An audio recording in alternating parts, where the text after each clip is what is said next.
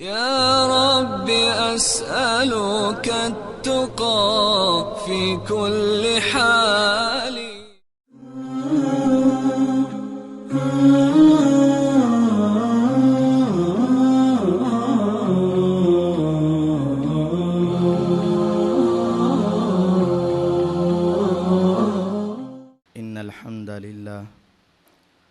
إن الحمد لله نحمده ونستعينه ونستغفره ونعوذ بالله من شرور أنفسنا ومن سيئات أعمالنا من يهده الله فلا مضل له ومن يضلل فلا هادي له وأشهد أن لا إله إلا الله وحده لا شريك له وأشهد أن محمدًا عبده ورسوله صلى الله عليه وسلم. أما بعد فإن خير الحديث كتاب الله وخير الهدي هدي محمد صلى الله عليه وسلم وشر الأمور محدثاتها وكل محدثة بدعة وكل بدعة ضلالة وكل ضلالة في النار. فأعوذ بالله السميع العليم من الشيطان الرجيم. بسم الله الرحمن الرحيم. قد أفلح المؤمنون الذين هم في صلاتهم خاشعون. وقال النبي صلى الله عليه وسلم فإن أحدكم إذا قام في صلاته فإنه يناجي ربه.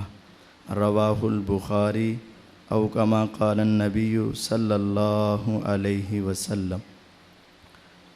ہر قسم کی حمد و ثنا، تعریفات، تقدیسات، تمجیدات و تحلیلات اللہ وحدہ لا شریک کے واسطے ہیں. درود و سلام نبی دو جہاں احمد مجتبیٰ حضرت محمد الرسول اللہ صلی اللہ علیہ وسلم کی ذات بابرکات کے لیے. مختصر حمد و صلات کے بعد معزز سامعین کرام، معززات سامعات، آج کے اس درس میں جو عنوان آپ حضرات کے سامنے رکھنے کا ارادہ ہے وہ ہے مالک حقیقی سے باتیں مگر کیسے. یقین جانیے دنیا کے اندر اگر کسی انسان کے پاس تھوڑا سا مال اور اختیار آ جائے اس سے ملاقات کرنا انتہائی مشکل ہے، اور اگر وہ کسی ملک کا سربراہ یا بادشاہ ہو جائے تو عام انسان کا تو اس سے ملاقات کرنا ناممکن ہے. اور اگر وہ زندگی میں کبھی کسی عام آدمی سے ملاقات کر لے تو اس عام آدمی کی خوشی کی انتہا نہیں رہتی کہ میں نے اس کے ساتھ ملاقات کی ہے، میں نے اس کے ساتھ مصافحہ کی ہے، میں نے اس کے ساتھ بات کی ہے، اور وہ اس کا چرچا ہر ایک کے سامنے کرتا ہے. لیکن اگر ہم اپنی حیثیت پر غور کریں کہ ہم کیا ہیں، اور مالک کائنات کی حیثیت پر غور کریں کہ وہ کتنا بڑا بادشاہ ہے، آسمانوں کا مالک، زمین کا مالک، عرش کا مالک، فرش کا مالک، ہوائیں اس کے قبضے میں، فضائیں اس کے قبضے میں، چاند اس کے قبضے میں، سورج اس کے قبضے میں، بر و بحر اس کے اختیار میں. یہ امریکہ، افریقہ، دنیا کی ساری طاقتیں اس ایک مالک کے قبضے میں ہیں، اور وہ ساری کائنات کا اکیلا واحد بادشاہ ہے جو ازل سے ہے، ابد تک رہے گا، ہمیشہ سے ہے، ہمیشہ تک رہے گا. اور اس کی قدرت اتنی ہے وَمَا أَمْرُ السَّاعَةِ إِلَّا كَلَمْحِ الْبَصَرِ. اگر وہ قیامت لانا چاہے تو آنکھ جھپکنے سے پہلے یہ بڑے بلند و بالا پہاڑوں کو ریت کے ذرات میں بدل کے رکھ دے، اور ساتوں آسمانوں کو دھنکی ہوئی ہوا کے ساتھ بدل کے رکھ دے، ساری زمین کو پھاڑ کے رکھ دے، سمندروں دریاؤں میں آگ لگا کر رکھ دے، اور اس کی قدرت اتنی اور طاقت اتنی ہے کہ یہ سب کچھ کرنے کے لیے اس کو آنکھ جھپکنے کے بل بھی وقت نہیں لگے گا. اتنا بڑا بادشاہ، لیکن وہ ہم جیسے حقیر بندوں کو اپنی اپنے ساتھ بات کرنے کا شرف بخشتا ہے، اور وہ کہتا ہے کہ تم جیسے بھی ہو میرے ساتھ بات کر سکتے ہو۔ اور وہ بات کیسے ہے؟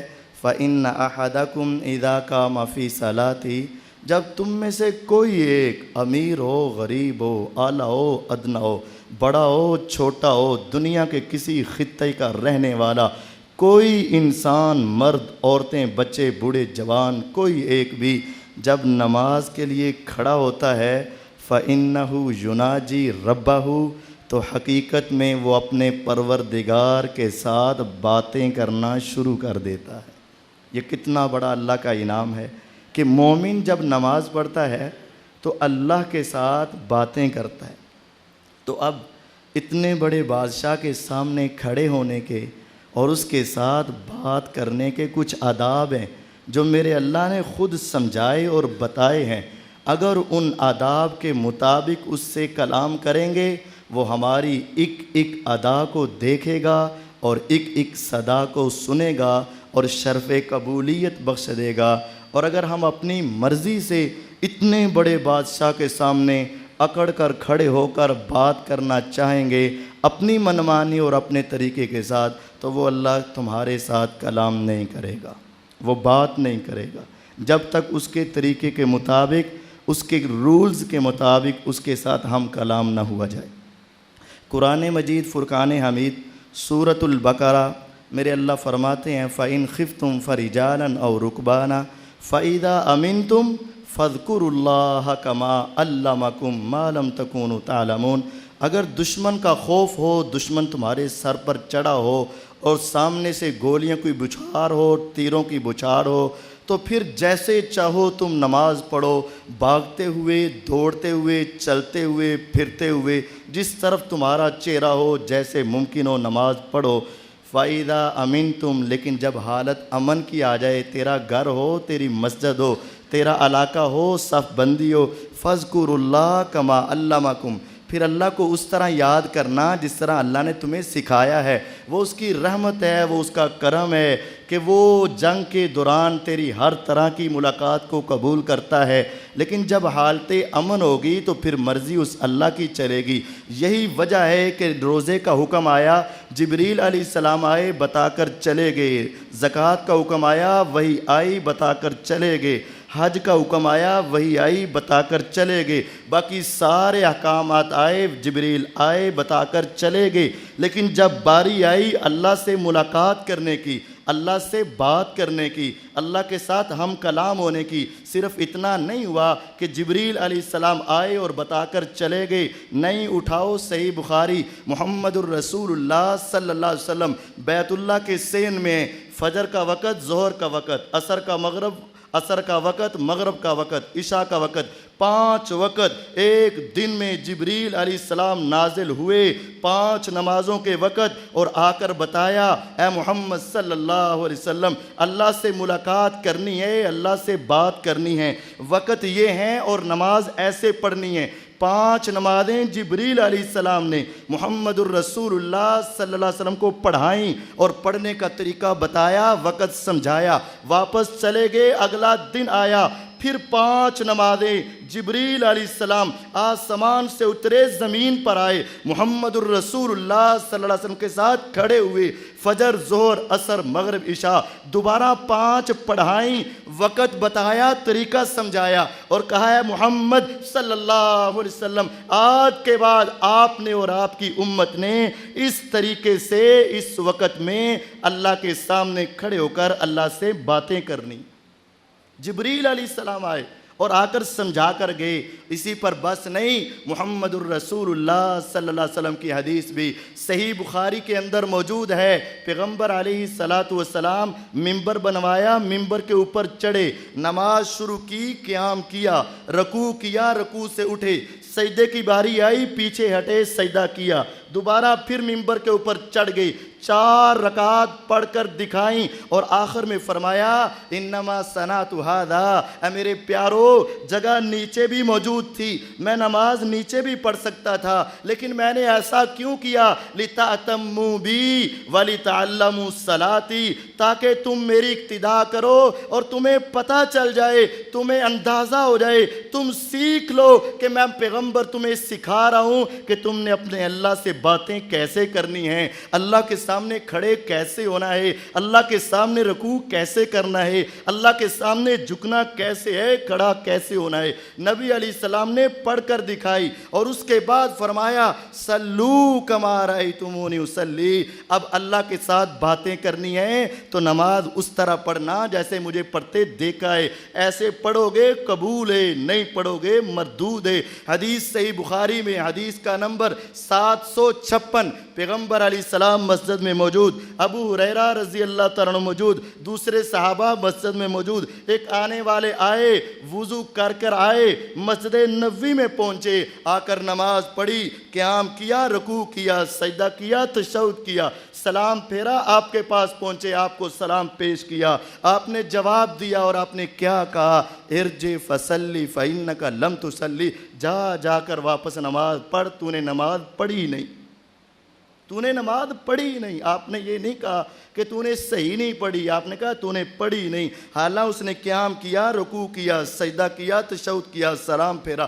سارا کچھ کیا، لیکن قربان جاؤں صحابہ کی عظمت پر، سب کچھ کرنے کے بعد اگر میرے پیغمبر کی زبان سے ایک مرتبہ نکلا تو نے نہیں پڑھی، اس نے کہا میں نے نہیں پڑھی، اگرچہ پڑھی تھی، واپس گئے، پوری نماز دوبارہ پڑھی، یہ نہیں سوچا کہ میں واپس چلا جاؤں، اب تو جاؤں گا تو پھنس جاؤں گا، نہیں، دوبارہ آئے، سلام پیش کیا، آپ نے جواب دیا اور آپ نے تب بھی یہی کہا ارجع فصلی فإنک لم تصلی، جا کے واپس جا کے نماز پڑھ، تو نے پڑھی نہیں۔ اس نے یہ نہیں کہا اے میرے پیارے آپ تو باتیں کر رہے تھے، آپ کو کیا پتا چلے، میں نے پڑھی تو ہے اور کیسے پڑھوں، نہیں، کعبے کے رب کی قسم نہیں۔ صحابہ کا ایمان اتنا ایک، پڑھ کے بھی آئیں تو آپ کہے نہیں، کہتے نہیں، جو کہا سچ کہا، جو بولے سچ بولے۔ نبی علیہ السلام نے تیسری مرتبہ کہا، تیسری مرتبہ جا کے نماز پڑھی، تیسری مرتبہ آئے، آپ کو سلام پیش کیا، آپ نے پھر یہی جملہ دہرایا ارجع فصلی فإنک لم تصلی، آ کر کہنے لگے آقا جو آتی تھی وہ پڑھ دیے، جو نہیں آتی آپ سکھا دے۔ آپ نے اس کو 3 مرتبہ واپس بھیج کر امت کو سمجھا دیا میرا نمازی ہو، میرا صحابی ہو، نیت خالص ہو، مسجد نبوی ہو، 1 نہیں 2 نہیں 3 مرتبہ بھی پڑھ لے، اگر میرا طریقہ نہیں تو اللہ کے ہاں یوں سمجھو جیسے ہوتی نہیں۔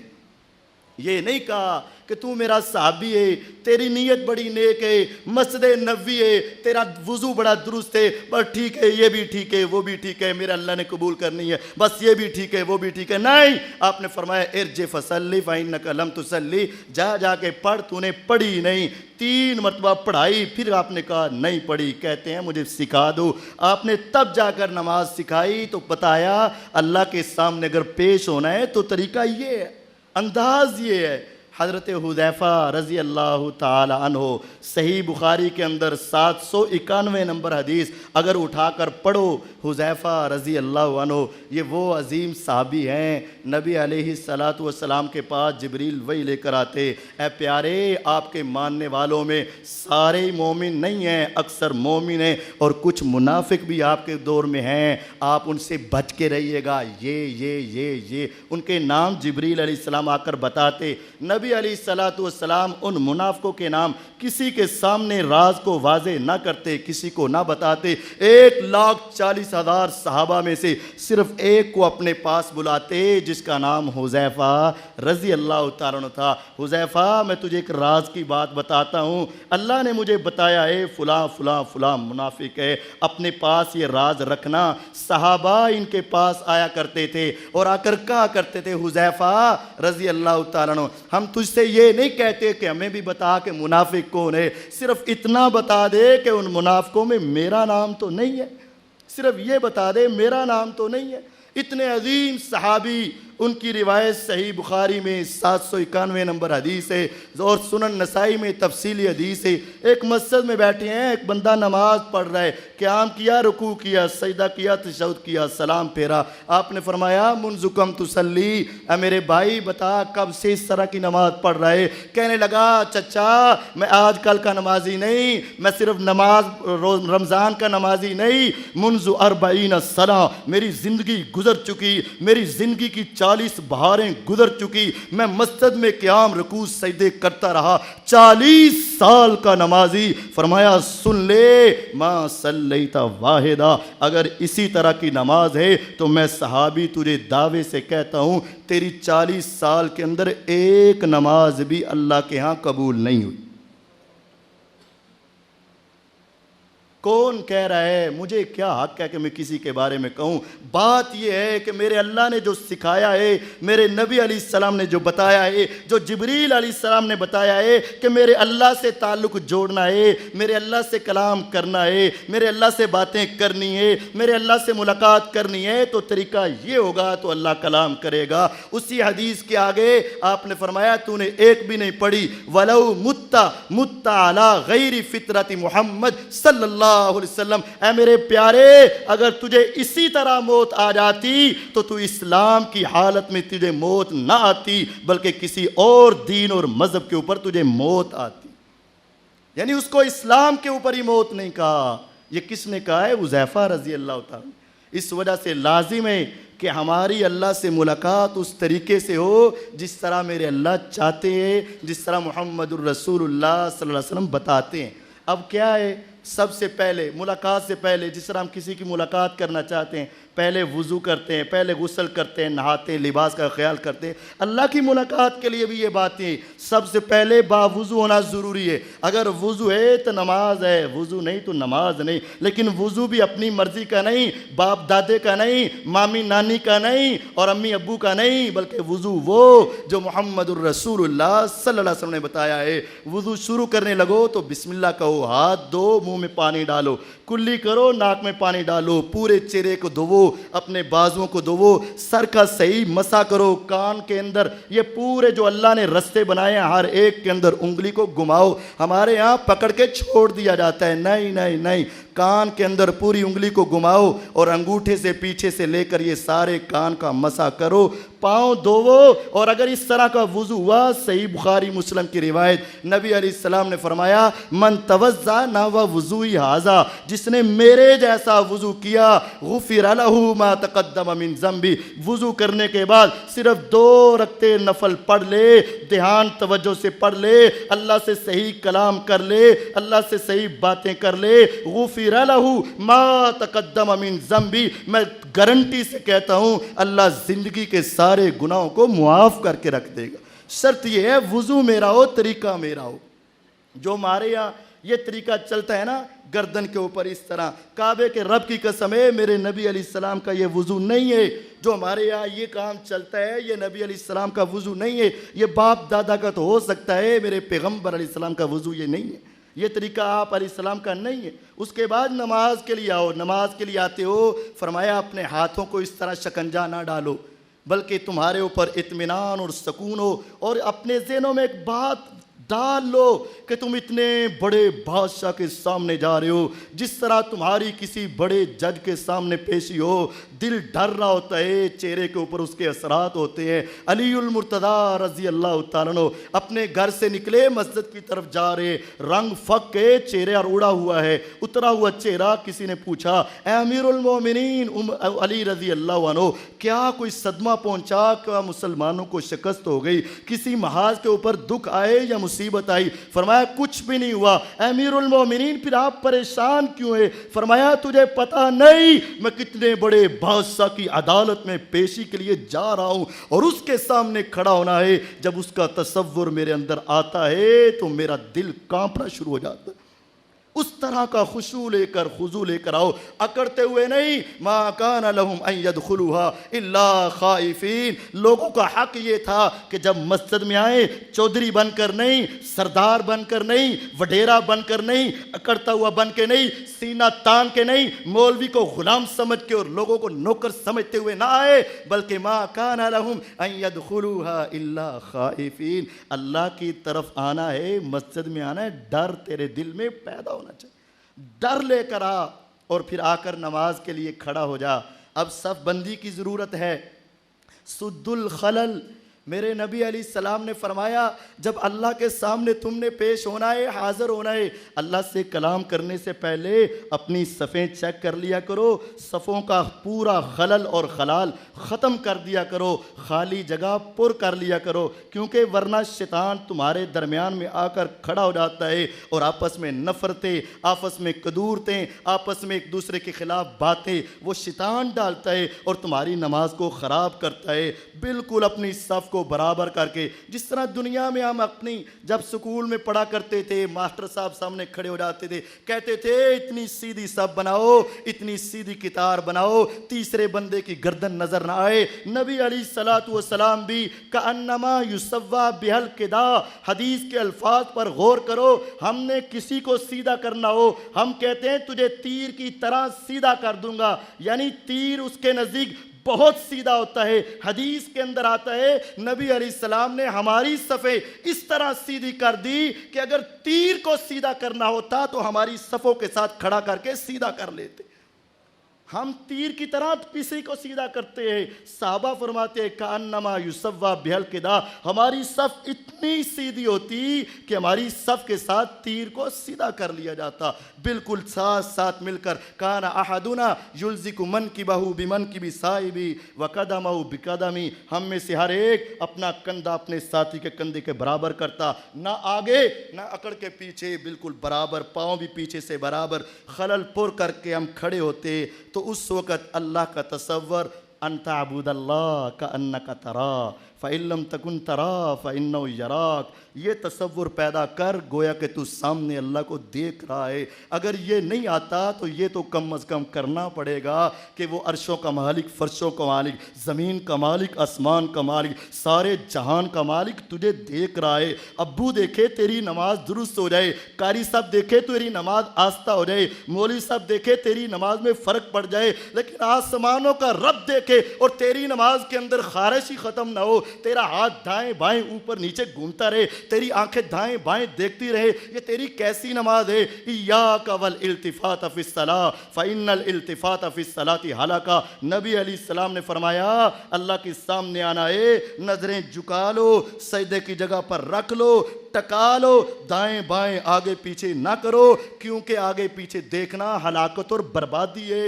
نبی علیہ السلام فرماتے ہیں لا یزال اللہ عز وجل مقبلا علی العبد، جب بندہ اللہ اکبر کہتا ہے میرے اللہ اس کی طرف متوجہ ہوتے ہیں، اور جب تک اس کی نگاہ سجدے کی جگہ پر رہتی ہے میرے اللہ پوری توجہ سے اس کی نماز سنتے ہیں، اور جب یہ دائیں بائیں دیکھتا ہے تو میرے اللہ بھی اپنا چہرہ موڑ لیتے ہیں۔ نماز پڑھنی ہے تو اس طرح کی پڑھو۔ نذیر حسین محدث دہلوی رحمت اللہ علیہ ہندوستان کے بہت بڑے عالم تھے، جتنے علماء ہندوستان میں پیدا ہوئے اور جنہوں نے حدیثیں پڑھی ان کے بعد سب ان کے شاگرد ہیں، لیکن ان کے پاس ایک عجیب شاگرد آیا، عبداللہ اس کا نام ہے، غزنہ کا رہنے والا ہے، عبداللہ غزنوی کے نام سے مشہور ہے۔ جب یہ پڑھ کر جانے لگے تو استاد کہتے ہیں عبداللہ حدیث ہم سے پڑھ گیا اور نماز ہمیں پڑھنی سکھا گیا۔ نماز تو سب کو پڑھنی آتی ہے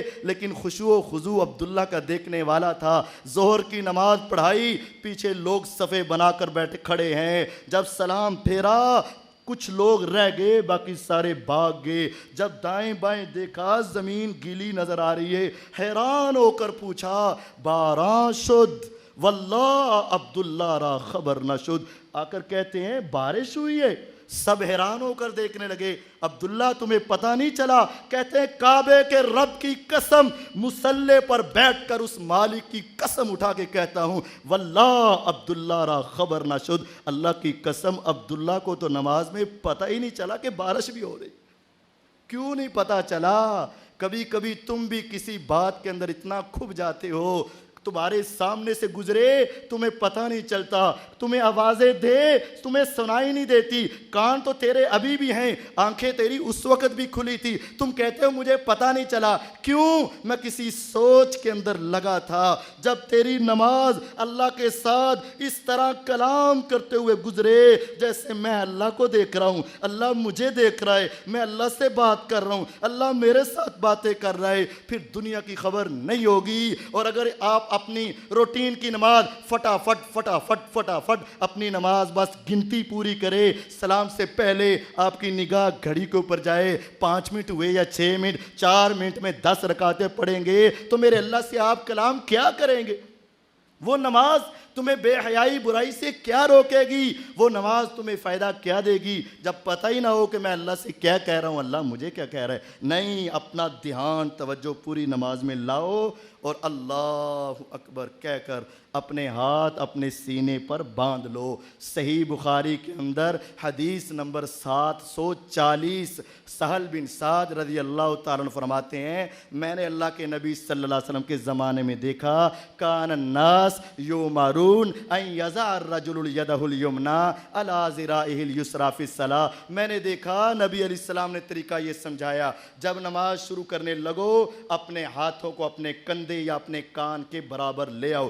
کان کو لگانا یہ کسی حدیث سے ثابت نہیں ہے، اور ویسے بھی کان کو لگانے سے آپ کے ہاتھ سیدھے قبلہ رخ نہیں ہو سکتے، ایسے ہوں گے۔ جب آپ نے نماز شروع کرنی ہے اس کا آغاز افتتاح یہ ہے، اپنے ہاتھ سیدھے کرو، کندھے کے برابر لے کر آؤ یا کان کے برابر لے کر آؤ، اور اپنے سیدھے ہاتھ قبلہ رخ رکھ کے اپنے سینے پر باندھ لو، اپنے ہاتھوں کو ہتھ کڑی لگا لو، اللہ کے سامنے کہو اے اللہ پہلے میں ہینڈز اپ ہوا تھا، رفع الیدین ہاتھوں کو اٹھانا، انگلش میں ہینڈز اپ ہیں، اللہ میں تیرے سامنے اپنی بے بسی کا اظہار کر رہا ہوں، میں امیر ہوں غریب ہوں، بچہ ہوں بوڑھا ہوں جوان ہوں، بادشاہ ہوں یا رعایا ہوں، میں تجھے کہتا ہوں اللہ اکبر، میں چھوٹا تو سب سے بڑا، اب تیرے سامنے ہاتھ باندھ کے کھڑا ہو جاتا ہوں، اب تو جو کہنا چاہتا ہے کہہ لے، لیکن چند گزارشات میری بھی ہیں۔ دنیا میں کسی بڑے بادشاہ کے سامنے جاتے ہو ہاتھ ذرا نیچے کر کے نظریں جھکا کر کھڑے ہو جاتے ہو، جب بادشاہوں کے بادشاہ اس مالک کے سامنے تم نے کھڑا ہونا ہے تو اپنے ہاتھوں کو اس طرح باندھ لو۔ صحیح بخاری 756 نمبر حدیث، نبی علیہ السلام کا فرمان، پیغمبر علیہ السلام کا طریقہ، صحیح ابن خزیمہ نبی علیہ السلام کا طریقہ، اپنے سینے پر ہاتھ باندھ کے اب کہنا شروع کر دے، اللہ کی تعریفیں شروع کر دے، سبحانک اللہم وبحمدک وتبارک اسمک وتعالی جدک ولا الہ غیرک۔ اس کے بعد پڑھا کر سورۃ الفاتحہ۔ صحیح بخاری کے اندر حدیث موجود ہے، نبی علیہ السلام کا یہ طریقہ، صحیح مسلم کے اندر موجود ہے، پیغمبر علیہ السلام کا طریقہ، آپ کا یہ فرمان عالی شان ہے اور آپ کا یہ حکم ہے۔ نبی علیہ السلام فرماتے ہیں، حدیث نمبر 740 ہے، پیغمبر علیہ السلام نے فرمایا لا صلاۃ لمن لم یقرأ بفاتحۃ الکتاب، جو بندہ نماز میں کھڑا ہو اور فاتحہ نہ پڑھے اس کی نماز اللہ کے ہاں مردود ہے، قبول نہیں ہے۔ صحیح بخاری کے بعد صحیح مسلم میں ابو ہریرہ رضی اللہ تعالیٰ یہ روایت بیان کرتے ہیں، پوچھنے والوں نے پوچھا انا نکون وراء الامام، ہم امام کے پیچھے کھڑے ہوں تب کیا کرے؟ فرمایا سنو تب بھی پڑھا کرو، آہستہ آہستہ پڑھا کرو، کیونکہ میں نے پیغمبر علیہ السلام سے سنا ہے، نبی علیہ السلام نے فرمایا اللہ تعالیٰ کہتے ہیں، حدیث قدسی ہے، یہ تو اللہ سے کلام ہے، اللہ سے بات ہے، یہاں ہی تو مزے کی انتہا ہے۔ نبی علیہ السلام فرماتے ہیں جب بندہ کہتا ہے نا الحمدللہ رب العالمین، جب یہ جملہ بولتا ہے نا اے اللہ میں مانتا ہوں ساری تعریفیں تیری ہیں، تو تمام جہانوں کا پالنے والا ہے۔ اوپر سے اللہ فرماتے ہیں، حدیث صحیح مسلم کے اندر موجود ہے، اللہ تعالیٰ کہتے ہیں حمیدنی عبدی، میرے بندے تو نے تو میری تعریفیں کر دی۔ پھر یہ کہتا ہے الرحمن الرحیم، آسمان سے جواب آتا ہے اسنا علی عبدی، میرے بندے تو نے تو ثنا کی انتہا کر دی، تو نے مجھے رحمان اور رحیم مان لیا۔ پھر بندہ کہتا ہے مالک یوم الدین، آسمان سے اعلان ہوتا ہے مجدنی عبدی، میرے بندے نے میری شانیں بیان کر دیں۔ پھر بندہ کہتا ہے ایاک نعبد و ایاک نستعین، اللہ تجھے پتہ ہے میری عبادت بھی تیرے لیے، میری دعا و پکار بھی تیرے لیے۔ میرے اللہ آگے سے جواب دیتے ہیں ھذا بینی و بین عبدی، یہ میرا اور میرے بندے کا آپس کا تعلق ہے۔ پھر کہتا ہے اللہ کہتے ہیں مانگ، کیا مانگنا چاہتا ہے؟ تعریفیں کی، ثنا کی، بزرگی بیان کی، اپنا تعلق رابطہ مجھے بتایا کہ میں تیری عبادت کرنے والا، میں تجھ سے دعائیں مانگنے والا، میں تجھ سے مدد مانگنے والا۔ اب مانگ بھی کیا چاہتا ہے؟ تو نے میرا دروازہ کھٹکھٹایا اللہ اکبر کہہ کے، میری تعریفیں کر کے تو نے بہت کچھ کر دیا، اب مانگ کیا مانگتا ہے؟ بندہ کہتا ہے اہدنا الصراط المستقیم،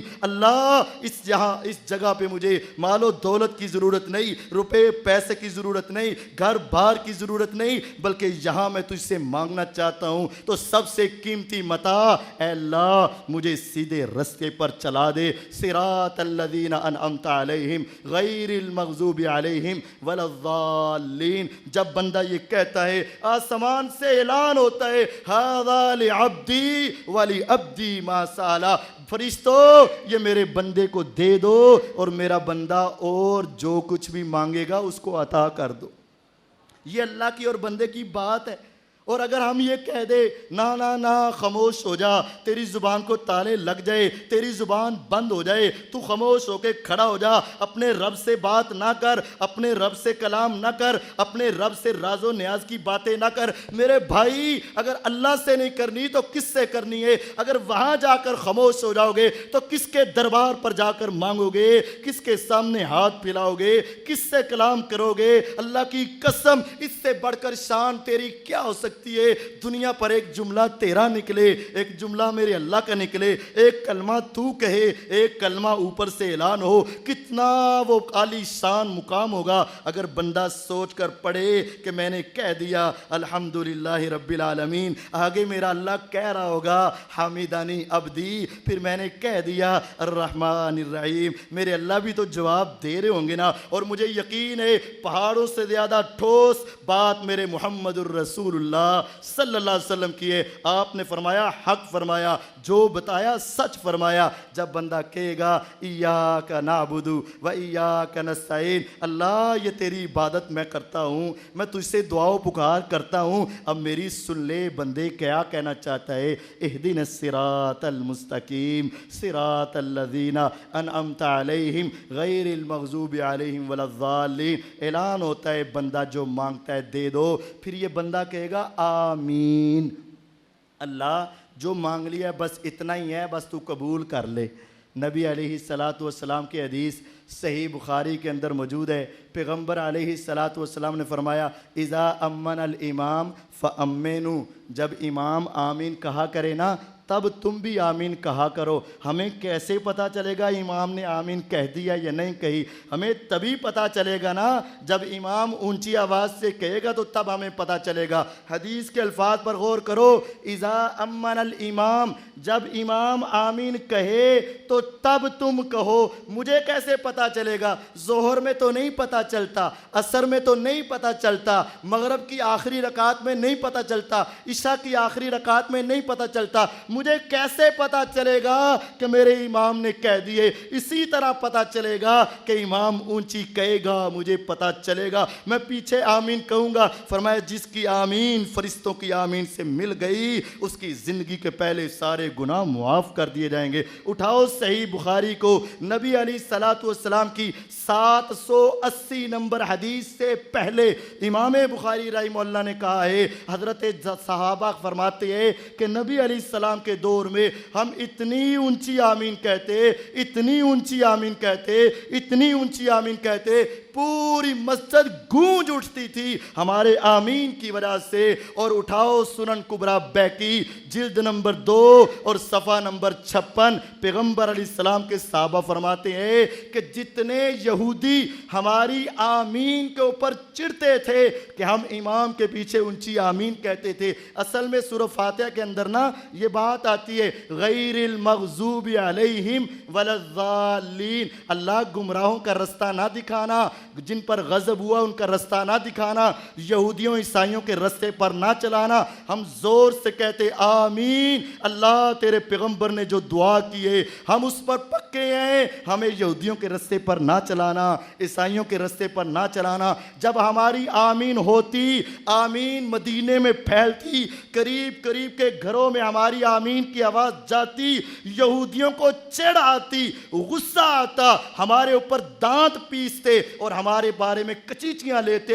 یہ صحیح بخاری کے اندر روایت ہے، سنن کبریٰ بیہقی میں روایت ہے۔ میرے بھائی اور میرے دوست، اگر تم اپنی زبان میں اپنے اندر ہی اندر آمین کہہ لو، نہ کسی یہودی کو سنے گی، نہ کسی عیسائی کو سنے گی، نہ کسی مسلمان کو سنے گی، اسے غصہ کیوں آئے گا، چڑ کیوں آئے گی، پریشان کیوں ہوگا، دندیاں کیوں کاٹے گا، چہرے کے اوپر سلوٹ کیوں ڈالے گا؟ اسی وقت ڈالے گا جب تم نماز کے اندر ان کا نام دبے لفظوں میں لے کر آگے سے کہو گے آمین، اللہ میں تیرے ساتھ یہ وعدہ کرتا ہوں مجھے یہودیوں کے رستے پر نہ چلانا، عیسائیوں کے رستے پر نہ چلانا۔ اس کے بعد آمین کہنا یہ میرے پیغمبر علیہ السلام کی سنت اور طریقہ ہے، اور صحابہ اتنی اونچی آمین کہتے، صحیح بخاری 780 سے پہلے صحابہ اتنی اونچی آمین کہتے پوری مسجد گونج اٹھتی۔ سنن کبریٰ بیہقی جلد 2 صفحہ 56، اتنی اونچی کہتے کہ لوگ یہودی آمین سن کے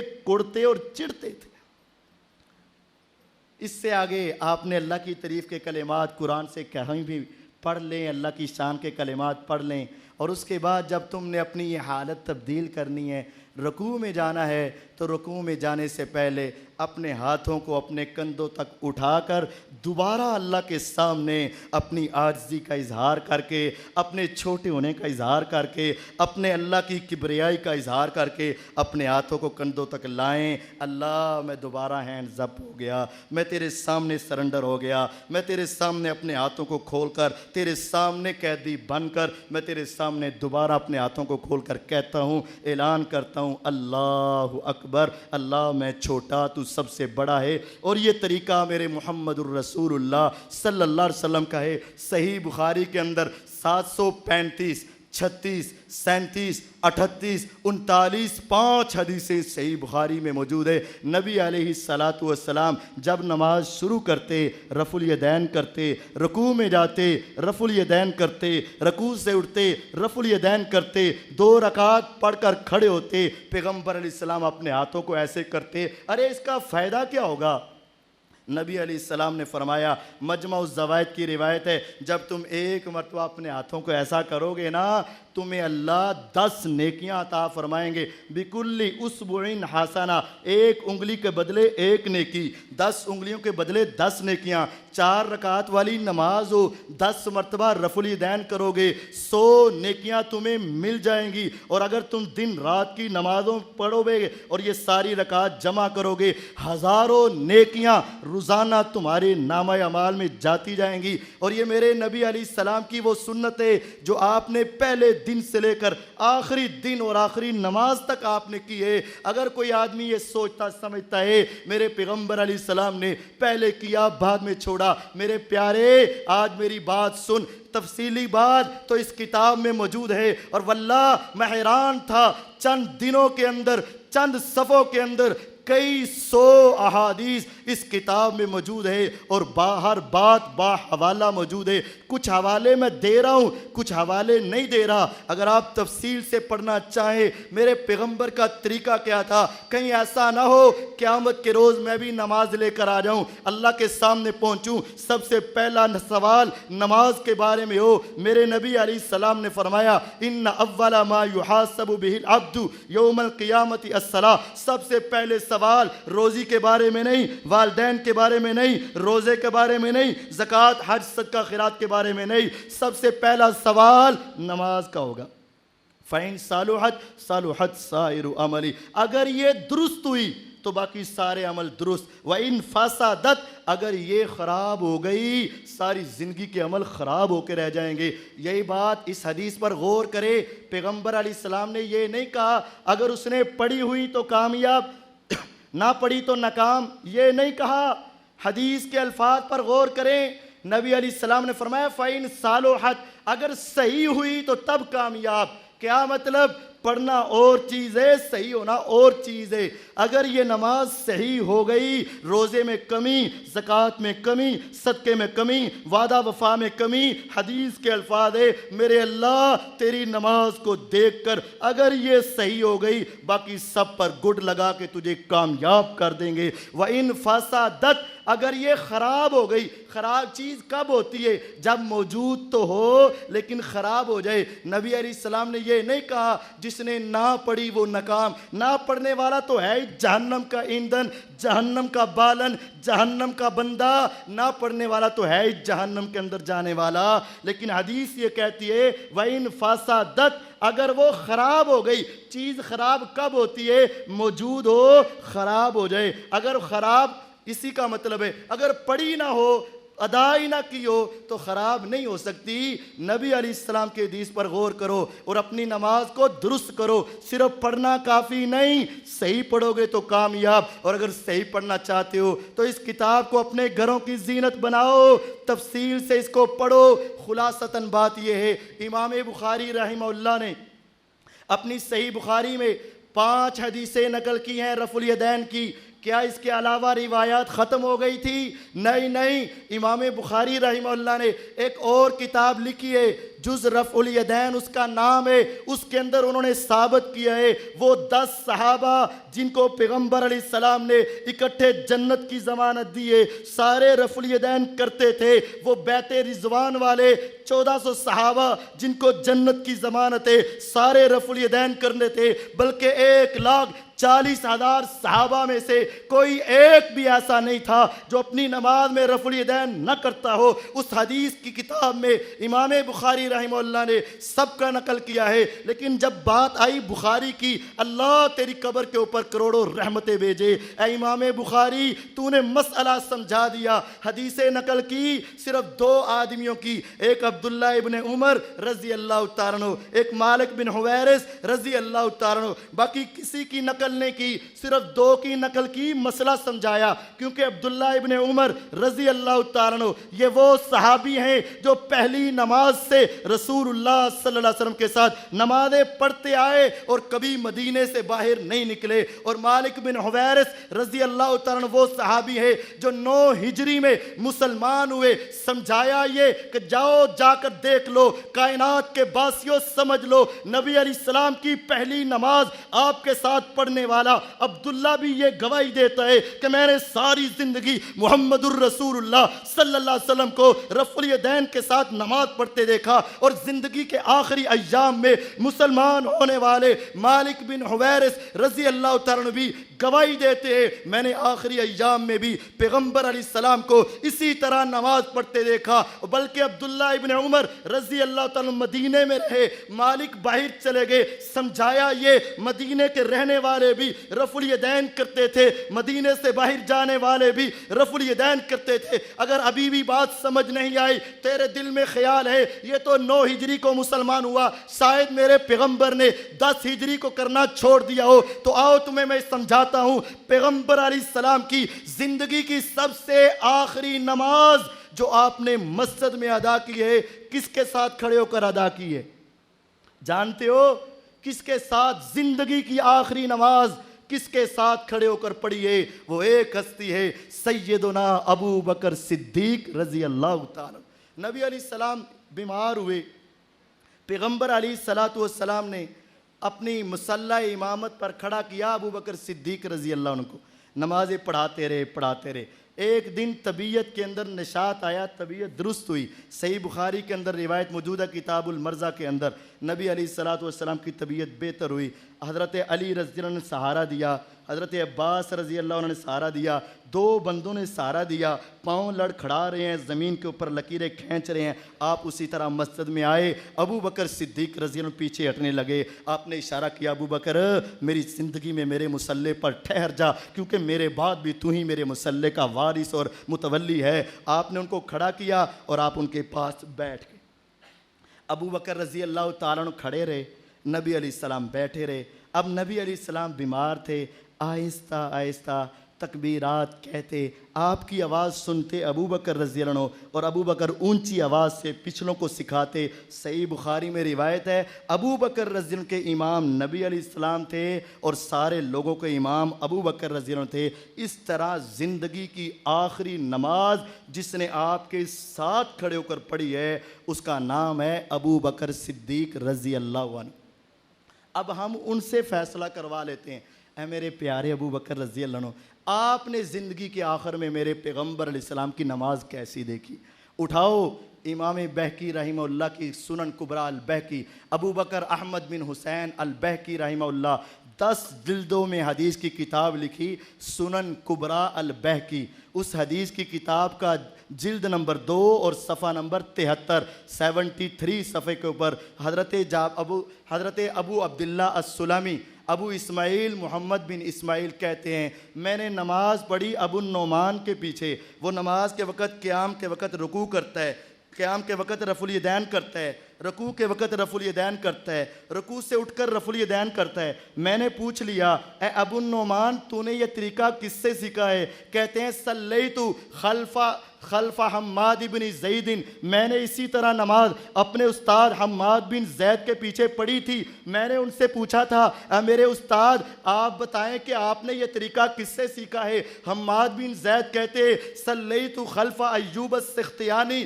میں نے اسی طرح کی نماز اپنے استاد ایوب سختیانی کے پیچھے پڑھی تھی۔ وہ نماز کے شروع میں رفع الیدین کرتے، رکوع جاتے رفع الیدین کرتے، رکوع سے اٹھتے اپنے ہاتھوں کو اٹھاتے۔ میں نے اپنے استاد ایوب سختیانی سے پوچھا تھا، اے میرے استاد محترم آپ رفع الیدین کیوں کرتے ہیں؟ وہ کہتے ہیں صلیت خلف عطا ابن ابی رباح، اے مجھ سے پوچھنے والے میں نے عطا بن ابی رباح مدینے کے سب سے بڑے تابعی کے پیچھے میں نے نماز پڑھی تھی، جس کے بارے میں امام ابو حنیفہ رحمہ اللہ نے کہا تھا ما رأیت احدا اعلم من عطا ابن ابی رباح، میری نگاہوں نے بڑے بڑے دیکھے لیکن میری نگاہ کے اندر عطا سے بڑھ کر دنیا میں کوئی عالم نہیں تھا۔ کہتے میں نے اسی عطا کے پیچھے نماز پڑھی، وہ نماز شروع کرتے وقت رفع الیدین کرتے تھے، رکوع جاتے وقت رفع الیدین کرتے تھے، رکوع سے اٹھتے وقت رفع الیدین کرتے تھے۔ میں نے کہا عطا تو نے یہ طریقہ کہاں سے سیکھا؟ کہتے ہیں صلیت خلف عبداللہ ابن الزبیر، میں نے صحابی رسول عبداللہ ابن زبیر رضی اللہ عنہ کے پیچھے نماز پڑھی، وہ بھی نماز کے شروع میں رکوع جاتے ہوئے رکوع سے اٹھتے ہوئے رفع الیدین کرتے تھے۔ میں نے پوچھا اے عبداللہ تو نے یہ رفع الیدین کہاں سے لی؟ کہتے ہیں صلیت خلف ابی بکر صدیق رضی اللہ تعالیٰ عنہ، میں نے یہ نماز کا طریقہ خلیفہ اول ابو بکر صدیق رضی اللہ عنہ سے سیکھا ہے۔ میں نے پوچھا اے ابو بکر صدیق رضی اللہ تعالیٰ عنہ آپ نے یہ طریقہ کہاں سے سیکھا؟ کہا صلیت خلف رسول اللہ صلی اللہ علیہ وسلم، کعبے کے رب کی قسم ہے میں ابو بکر نے پیغمبر علیہ السلام کے پیچھے نماز پڑھی۔ میرے نبی نے اپنی زندگی کی آخری نماز میں بھی قیام کے وقت، رکوع کے وقت، رکوع سے اٹھتے وقت رفع الیدین کیا ہے۔ اب بھائیو سنو، اگر میرے نبی علیہ السلام نے آخری زندگی میں چھوڑ دیا ہوتا، ابو بکر رضی اللہ عنہ کبھی نہ کرتے، ابو بکر نہ کرتے، عبداللہ ابن زبیر نہ کرتے، عبداللہ ابن زبیر نہ کرتے، عطا بن ابی رباح نہ کرتے، عطا بن ابی رباح نہ کرتے، ایوب سختیانی نہ کرتے، ایوب سختیانی نہ کرتے، حماد بن زید نہ کرتے، حماد بن زید نہ کرتے، ابو اسماعیل محمد بن اسماعیل نہ کرتے، اگر وہ نہ کرتے امام بہقی اپنی کتاب میں نقل نہ کرتے۔ ان کا یہ نقل کرنا اور نبی علیہ السلام تک پہنچانا اس بات کی دلیل ہے کہ میرے پیغمبر نے زندگی کے اول سے لے کر آخری نماز تک یہ کام کیا ہے۔ اس میں کوئی شک نہیں ہے، اس میں کوئی دوسری رائے نہیں ہے، اور ایک مرتبہ کرنے سے 10 نیکیاں ملتی ہیں۔ آپ اپنے ہاتھوں کو اٹھائیں پیار سے، محبت سے، رکوع میں جائیں اور کمر سیدھی کریں، اپنے بازو سیدھے رکھیں، گھٹنے کے اوپر ٹکا دیں اور گھٹنے کو پکڑ لیں اور اپنی کمر سیدھی رکھیں، اپنی نگاہ اپنی سر سجدے کی جگہ کے اوپر رکھیں، نہ گردن کو نیچے جھکائیں اور نہ گردن کو اوپر اٹھائیں بلکہ درمیان میں رکھیں۔ اور میں نے تو الجامع الصغیر میں پڑھا ہے میرے نبی علیہ الصلوۃ والسلام کی قبر اتنی سیدھی ہوتی تھی، کمر مبارک اتنی سیدھی تھی، صحابہ کہتے ہیں ہم نے پانی گرایا نہیں، لیکن اگر ہم پانی گرا دیتے نہ آگے جاتا نہ پیچھے جاتا، وہاں ٹھہر جاتا، کیونکہ میرے نبی علیہ السلام رکوع میں اپنی کمر کو بالکل سیدھا کر کے رکھا کرتے۔ اور وہاں جا کر پڑھا کرو سبحان ربی العظیم، اللہ میں جھک کر بھی نیچے ہو کر بھی تیری ہی عظمت کی باتیں کر رہا ہوں، سبحانک اللہم ربنا وبحمدک اللہم اغفر لی، اے اللہ میں نیچے ہو کر بھی کہتا ہوں تعریفیں تو ساری تیری ہیں، بس میں تو اسے مانگنے آیا ہوں، اللہم اغفر لی، اللہ مجھے معاف کر دے، مجھے معاف کر دے، مجھے معاف کر دے۔ نبی علیہ السلام نے فرمایا رکوع میں جا کر اللہ کی تعریفیں ہی تعریفیں کرتے جایا کرو، اور جب اٹھو پھر رفع الیدین کرو اور اپنی زبان سے ایک جملہ نکالو، ہر کوئی نکالے، امام بھی مقتدی بھی، سمیع اللہ لمن حمیدہ، اور اپنا عقیدہ بنا لو کہ میں سچ کہہ رہا ہوں۔ کیا کہہ رہے ہو ترجمہ بھی تو کبھی غور کیا کرو۔ یہ بھی ہمارے اندر بہت بڑا نقص اور کمی ہے۔ دنیا کے اندر میں کسی سے بات کروں، وہ میرے ساتھ بات کرے، وہ 2 لفظ انگلش کے بول دے، مجھے سمجھ نہ آئے، میں تھوڑا سا کھسیا جاتا ہوں اور واپس آ کر اپنے بھائی سے پوچھتا ہوں اس کا مطلب کیا ہے، دوست سے پوچھتا ہوں وہ کیا کہہ رہا تھا، اپنے باپ سے پوچھتا ہوں ابو اس نے وہ جملہ بولا تھا اس کا مطلب کیا تھا۔ افسوس کسی کے 2 جملے تجھے اتنی دیر تک چین نہ لینے دے جب تک تجھے سمجھ نہ آ جائے، اور مالک سے باتیں کرے تو 40 سال گزر جائیں تجھے پتہ ہی نہ چلے میں نماز میں پڑھ کے آ رہا ہوں، نماز میں کہہ کیا رہا ہوں، میرا عقیدہ کیا ہے، میں اللہ سے کیا مانگ رہا ہوں۔ میرے بھائیوں نماز کا ترجمہ یاد کرو، اور اس کتاب میں پوری نماز بات ترجمہ آخر میں موجود ہے، نماز کا ترجمہ یاد کرو اور عقیدہ تیرا ٹھیک ہو جائے گا۔ سمیع اللہ لمن حمیدہ، ہر ایک کہتا ہے سن لی اللہ نے اس بندے کی بات جس نے رکوع میں آہستہ آہستہ اللہ کی تعریف کی۔ رکوع میں ہر آدمی آہستہ پڑھتا ہے، دائیں کو نہیں پتہ چلتا، بائیں کو نہیں پتہ چلتا، آگے والے کو نہیں پتہ، پیچھے والے کو نہیں پتہ، لیکن یہ کہتا ہے اللہ مجھے اس کی آواز سنے نہ سنے، اس کی آواز سنے نہ سنے، اس کی آواز سنے نہ سنے، اس کی سنے نہ سنے، لیکن میرا عقیدہ یہ ہے کہ تو عرشوں کے اوپر بیٹھا ہر ایک کی آواز کو سن رہا ہے اور میری بھی آواز کو سن رہا ہے۔ جب تیرا نماز میں یہ عقیدہ ہے کہ میرے اللہ نے میری آواز سن لی، اس وقت تو نہیں کہتا گناہ گاروں کی نہیں سنی بس ولیوں کی سن لیے۔ جب تیرا عقیدہ نماز میں یہ ہے کہ اگر کوئی آہستہ بھی بولے، پہلی مرتبہ آ کر بولے، زندگی کا بھولا ہوا آ کر بولے، بے نماز بھی اگر پہلی مرتبہ نماز پڑھ کے بولے سمیع اللہ لمن حمیدہ، میرا عقیدہ ہے اللہ نے اس کی بھی سن لی ہے۔ جب تیرا عقیدہ ہے کہ نماز کے اندر آہستہ پڑھو تو اللہ سنتا ہے، پھر تو باہر جا کر کیوں کہتا ہے میری سندا نہیں تیری موڑدا نہیں، میری تیرے اگے تیری اودے اگے، ہم تو غریبوں کی میرا اللہ سنتا ہی نہیں۔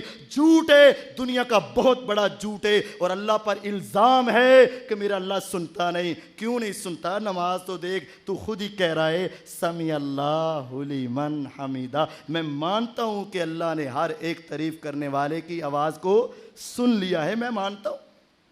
اگر نماز میں سچ کہتے ہو تو بعد میں جھوٹ نہ بولو، یا پھر کہہ دو کہ نماز میں جھوٹ بولتا ہوں، نہیں نماز جھوٹی نہیں، نماز سچی ہے، تیرا وہ جملہ غلط ہے۔